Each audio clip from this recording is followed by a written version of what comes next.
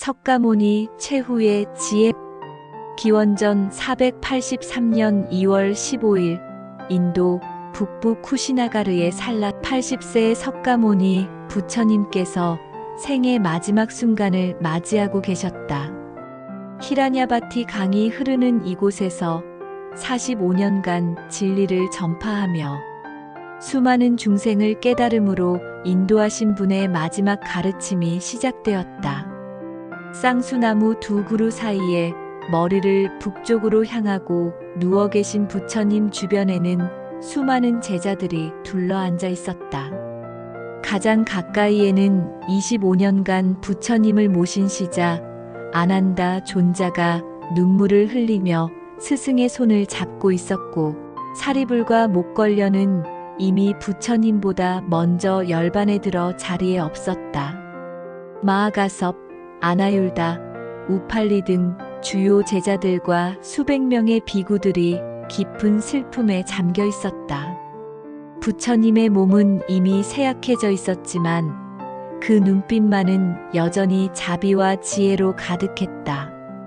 마지막 순간까지도 중생들을 생각하는 마음으로 충만했다. 아난다야, 그리고 나의 모든 제자들아, 슬퍼하지 마라. 보라, 저 쌍수나무의 꽃이 때가 되어 지듯이 모든 것은 무상하다. 태어난 모든 것은 반드시 죽고 만들어진 모든 것은 반드시 사라진다. 이것이 자연의 법칙이니라. 부처님의 목소리는 약했지만 여전히 따뜻하고 깊었다. 세존이시여, 저희는 어떻게 살아야 합니까? 당신이 떠나시면 누구를 의지해야 합니까? 누가 저희를 이끌어 주실 것입니까? 아난다가 흐느끼며 물었다. 그의 목소리에는 25년간 모신 스승을 잃는 절절한 슬픔이 담겨 있었다. 아난다야, 듣거라. 나는 지난 45년간 너희들에게 팔정도와 사성제, 12연기의 진리를 설했다. 하지만 진정한 스승은 밖에 있지 않다. 너희 자신 안에 있다. 외부의 누군가에게 의존하지 마라. 자신을 등불로 삼고 법을 등불로 삼아라. 자등명, 법등명이니라. 부처님께서 잠시 숨을 고르시며 계속 말씀하셨다. 내가 죽은 후에도 나를 그리워하며 의존하려 하지 마라. 나는 단지 길을 보여준 사람일 뿐이다. 강 건너편을 가리킨 손가락을 보지 말고 강 건너편을 보아라. 그 길을 걷는 것은 너희들 각자의 몫이다. 각자가 자신만의 속도로, 자신만의 방법으로 걸어가야 할 길이다. 첫 번째 지혜무상의 진리를 받아들이라. 첫 번째로 깊이 기억해야 할 것은 모든 것은 변한다는 무상의 진리다. 너희의 기쁨도 슬픔도 성공도 실패도 건강도 질병도 젊음도 늙음도 모두 지나간다. 마치 구름이 하늘을 지나가듯 강물이 바다로 흘러가듯 모든 것은 변한다. 사람들은 변하지 않는 것에 집착하려 한다. 영원한 젊음을, 영원한 부를, 영원한 사랑을 원한다. 하지만 이 세상에 변하지 않는 것은 아무것도 없다. 변한다는 것 자체만이 변하지 않는 법칙이다. 그렇다면 변화를 두려워하지 말고 받아들여라. 봄이 와야 여름이 오고 가을이 와야 겨울이 온다. 계절의 변화를 거부할 수 없듯이 삶의 변화도 거부할 수 없다. 변화를 받아들이고 그 속에서 평안을 찾아라. 변화 속에서도 흔들리지 않는 마음의 중심을 찾아라. 한 젊은 비구가 떨리는 목소리로 물었다. 세존이시여, 그렇다면 우리는 무엇을 믿고 살아야 합니까? 모든 것이 변한다면 무엇에 의지해야 합니까? 두 번째, 지혜 직접 경험하고 인과 법칙을 이해하라. 믿음이 아니라 직접 경험하라. 내가 말하는 것을 맹목적으로 믿지 마라. 나를 믿지도 마라. 경전을 믿지도 마라. 전통을 믿지도 마라. 스승을 믿지도 마라. 스스로 실천해보고 경험해보고 그것이 참인지 거짓인지 직접 판단하라. 금을 시험할 때 두들기고 자르고 문질러서 진짜인지 가짜인지 확인하듯이 내 가르침도 그렇게 시험해 보아라. 그것이 너에게 도움이 되는지, 괴로움을 덜어주는지, 지혜를 증장시키는지 직접 확인해 보아라. 두 번째로 깊이 새길 것은 원인과 결과의 법칙, 즉 업의 법칙이다. 이 우주에는 우연이란 없다. 모든 일에는 원인이 있고 모든 원인은 반드시 결과를 낳는다. 너희가 심는 씨앗이 너희가 거둘 열매를 결정한다. 선한 마음을 품고 선한 말을 하고 선한 행동을 하면 선한 결과가 따른다. 악한 마음을 품고 악한 말을 하고 악한 행동을 하면 악한 결과가 따른다. 이것은 하늘이 정한 것도 아니고 신이 정한 것도 아니다. 자연의 법칙, 우주의 절대 법칙이다. 때로는 그 결과가 즉시 나타나지 않을 수 있다. 하지만 반드시 때가 되면 나타난다. 마치 씨앗을 심어도 당장 싹이 나지 않지만 조건이 갖추어지면 반드시 싹이 나는 것과 같다. 제자들은 스승의 말씀 한마디 한마디를 가슴 깊이 새기며 들었다. 세 번째, 지혜 중도의 삶을 살아라. 세 번째로 중도의 삶을 살아라. 내가 6년간 고행을 했지만 깨달음을 얻지 못했던 것을 기억하느냐? 극단적인 쾌락도 극단적인 고행도 진리에서 멀어지게 한다. 검은고 줄처럼 너무 팽팽해도 너무 느슨해도 아름다운 소리가 나지 않는다. 적당함 속에서 균형을 찾고 그 균형 속에서 지혜를 발견하라. 음식을 먹을 때도 배가 고프지 않을 정도로만 먹어라. 너무 많이 먹으면 몸이 무거워지고 마음이 둔해진다. 너무 적게 먹으면 몸이 약해지고 수행에 장애가 된다. 옷을 입을 때도 추위와 더위를 막을 정도로만 입어라.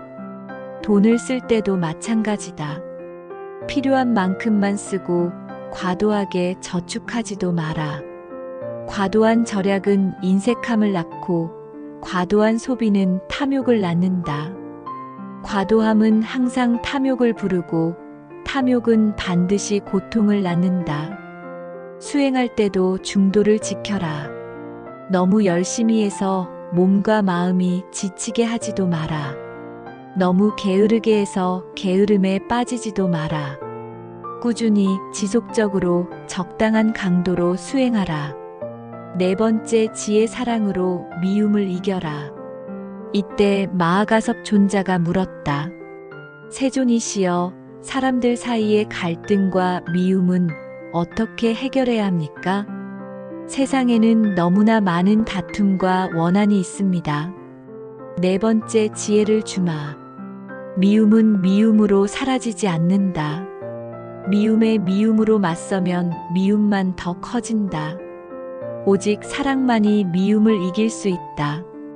이것은 영원불변의 진리다. 물이 불을 끄듯 사랑이 미움을 끈다.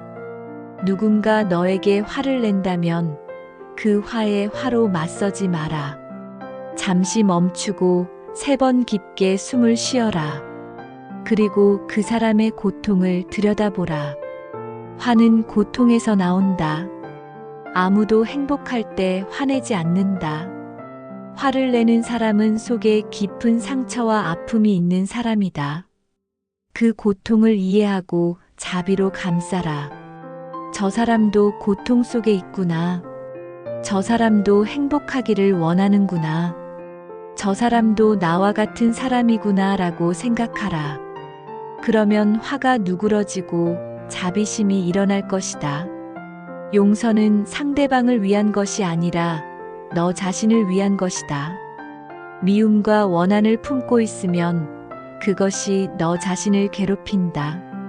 뜨거운 숯덩이를 남에게 던지려고 손에 쥐고 있으면 자신의 손이 먼저 타는 것과 같다. 5번째, 지혜. 현재에 집중하여 두려움을 다스려라. 아나율다 존자가 물었다. 세존이시여, 사람들의 마음속 깊은 두려움과 불안은 어떻게 다스려야 합니까? 사람들은 미래를 걱정하고 과거를 후회하며 괴로워합니다. 5번째로 기억하라. 두려움의 뿌리는 무지다. 우리가 진리를 모르기 때문에, 실상을 보지 못하기 때문에 두려워한다. 그림자를 보고 괴물인 줄 알고 두려워하지만 등불을 비춰보면 그저 나무일 뿐이다. 사람들은 무엇을 두려워하는가? 죽음을 두려워하는가? 죽음은 단지 변화일 뿐이다. 옷을 갈아입듯이, 집을 옮겨가듯이 몸을 바꾸는 것뿐이다. 몸이 사라져도 너의 의식은, 너의 업은 계속된다.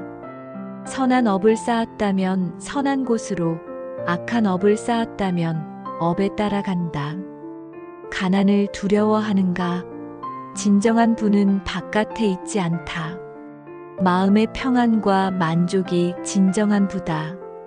세상에서 가장 부유한 사람도 마음이 불안하면 가난한 사람이고, 세상에서 가장 가난한 사람도 마음이 평안하면 부유한 사람이다.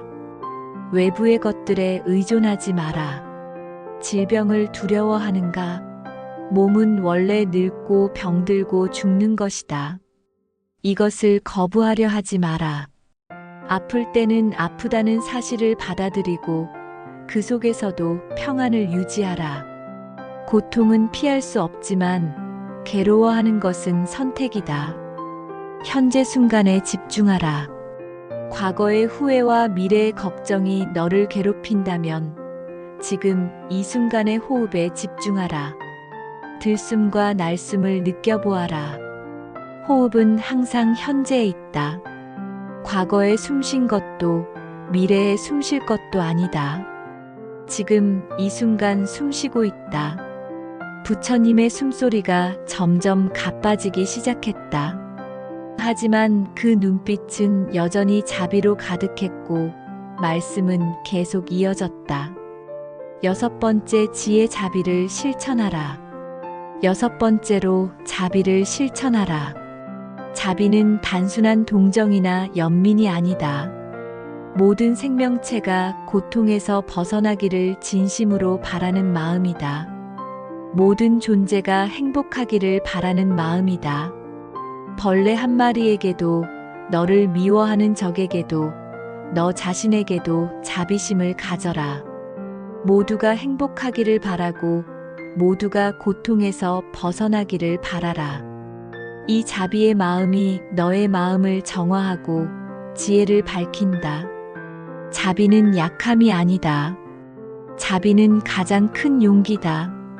미움을 사랑으로 바꾸고 원한을 용서로 바꾸는 것보다 용감한 일이 어디 있겠는가? 자비는 가장 큰 힘이다. 어떤 무기도 자비보다 강하지 않다. 매일 이렇게 기원하라. 모든 존재가 행복하기를, 모든 존재가 평안하기를, 모든 존재가 고통에서 벗어나기를. 이런 마음으로 하루를 시작하고 이런 마음으로 하루를 마쳐라. 제자들이 함께 말했다. 세존이시여, 더 가르쳐 주십시오. 더 많은 지혜를 주십시오. 7번째, 지혜. 끊임없이 정진하라. 7번째로 게으르지 마라. 깨달음은 하루아침에 오지 않는다. 나 역시 6년간의 고행과 오랜 수행 끝에 보리수 아래에서 깨달았다. 매일 정진하라. 매일 명상하고 매일 계를 지키고 매일 지혜를 기르라. 하지만 조급해하지는 마라. 물방울 하나하나가 모여 바다를 만들듯 작은 실천 하나하나가 모여 큰 깨달음을 만든다. 한 걸음 한 걸음이 모여 천리길을 가게 된다. 매일 조금씩이라도 전진하라. 오늘이 어제보다 조금이라도 나아지면 된다. 작년보다 올해가, 올해보다 내년이 조금씩 발전하면 된다. 꾸준함이 가장 큰 힘이다. 때로는 후퇴하는 것처럼 느낄 때도 있을 것이다. 낙심하지 마라. 강물도 때로는 굽이치지만 결국 바다에 이른다. 산을 오를 때도 때로는 내려가는 길을 걸어야 정상에 오를 수 있다. 새벽 새소리가 들려오기 시작했다. 동쪽 하늘이 밝아오고 있었다. 8번째 지혜 감사하는 마음을 가져라. 8번째로 감사하는 마음을 가져라. 아침에 눈을 뜰 수 있음에, 숨을 쉴 수 있음에, 음식을 먹을 수 있음에, 물을 마실 수 있음에, 걸을 수 있음에, 법을 들을 수 있음에 감사하라. 감사는 마음을 풍요롭게 한다. 같은 그릇에 담긴 물도 감사하는 마음으로 마시면 감로수가 되고, 불평하는 마음으로 마시면 독이 된다. 불만과 원망은 마음을 메마르게 하고, 감사는 마음을 촉촉하게 한다. 가난한 사람도 부자보다 감사할 것이 많을 수 있다. 건강한 몸, 평온한 마음, 좋은 벗들, 이런 것들은 돈으로 살 수 없는 보물들이다. 같은 상황도 감사하는 마음으로 보면 축복이 되고, 불평하는 마음으로 보면 저주가 된다. 매일 잠자리에 들기 전에 오늘 하루 감사할 일 3가지를 떠올려 보아라. 아무리 힘든 하루라도 감사할 일이 분명히 있을 것이다. 이런 습관이 너의 마음을 밝게 할 것이다. 9번째 지혜 집착을 놓아라. 세존이시여, 부디 마지막 가르침을 주십시오. 아난다가 울먹이며 말했다. 9번째로 집착을 놓아라. 사람들은 온갖 것에 집착한다. 자신이 소유한 것에, 자신이 이룬 것에, 자신의 지위에, 자신의 명예에, 심지어 자신의 견해와 신념에도 집착한다. 하지만 집착은 모든 고통의 근원이다. 집착과 사랑을 구별하라. 사랑은 자유를 주지만 집착은 속박한다. 사랑은 상대방의 행복을 바라지만 집착은 자신의 욕구를 채우려 한다. 사랑은 열린 손바닥과 같고 집착은 꽉 쥔 주먹과 같다. 물처럼 흘러라. 물은 모든 곳을 적시고 모든 것을 기르지만 어디에도 머물지 않는다. 높은 곳에서 낮은 곳으로 자연스럽게 흐른다. 장애물을 만나면 돌아가기도 하고 때로는 장애물을 부드럽게 감싸기도 한다. 사랑하되 집착하지 말고 노력하되 결과에 매달리지 마라. 최선을 다하되 결과는 자연에 맡겨라. 씨앗을 심는 것은 농부의 일이지만 싹을 틔우는 것은 자연의 일이다. 부처님께서 잠시 숨을 고르시더니 마지막 지혜를 전하기 시작했다. 10번째 지혜, 너 자신을 사랑하라. 마지막으로 가장 중요한 것을 말하겠다. 너 자신을 사랑하라. 하지만 그것은 이기적인 사랑이 아니다. 너 안에 있는 부처성을 깨달을 수 있는 무한한 잠재력을, 자비와 지혜의 씨앗을 사랑하라. 너희는 모두 부처가 될 수 있다. 이것을 단 한순간도 의심하지 마라. 단지 그 사실을 잊고 있을 뿐이다. 마치 연꽃씨가 진흙 속에서도 아름다운 꽃을 피울 수 있듯이 너희도 어떤 상황에서든 깨달음을 이룰 수 있다. 명상을 통해, 계율을 통해, 지혜를 통해, 자비를 통해 그 사실을 기억해낼 뿐이다. 구름이 걷히면 본래 있던 태양이 드러나듯이 무명이 사라지면 본래 있던 부처성이 드러난다. 너 자신을 미워하지 마라. 너 자신을 탓하지 마라. 실수를 했다면 반성하되 자책하지는 마라. 실수도 배움의 기회다. 넘어졌다면 다시 일어서면 된다. 포기하지 마라. 마지막 말씀과 열반. 안 한다야. 그리고 나의 모든 제자들아. 나는 이제 간다. 하지만 슬퍼하지 마라. 나의 육신은 사라지지만 내가 전한 법은 영원하다. 진리는 누구도 파괴할 수 없다. 너희가 이 가르침을 실천하고 다른 이들에게 전한다면 나는 항상 너희와 함께 있을 것이다. 너희가 자비를 실천할 때 나는 거기 있고 너희가 지혜를 발휘할 때 나는 거기 있다. 서로 사랑하고 서로 도우며 함께 깨달음의 길을 걸어가라. 혼자서는 갈 수 없는 길도 함께라면 갈 수 있다. 상가의 화합을 유지하고 법을 보존하며 모든 중생을 위해 수행하라.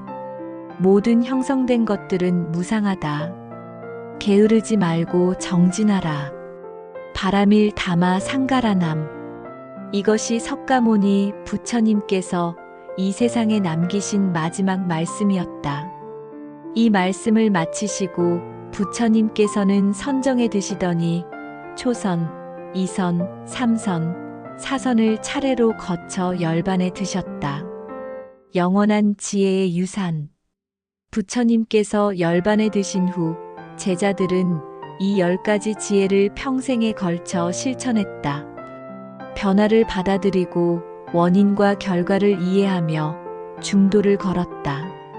사랑으로 미움을 이기고 현재에 집중하며 두려움을 다스렸다. 자비를 실천하고 게으르지 않게 정진했다. 감사하는 마음을 가지고 집착을 놓았다. 그리고 자신 안의 부처성을 믿고 사랑했다.